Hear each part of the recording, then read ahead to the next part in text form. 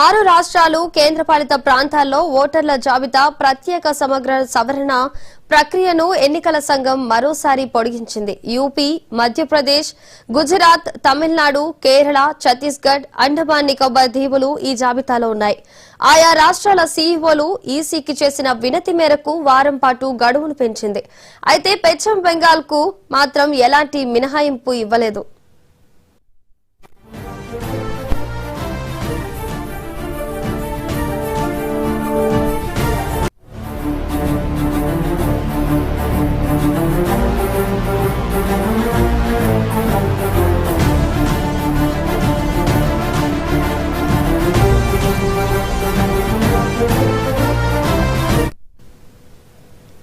ఆరు రాష్ట్రాలు కేంద్రపాలిత ప్రాంతాల్లో ఓటర్ల జాబితా ప్రత్యేక సమగ్ర సవరణ ప్రక్రియను ఎన్నికల సంఘం మరోసారి పొడిగించింది.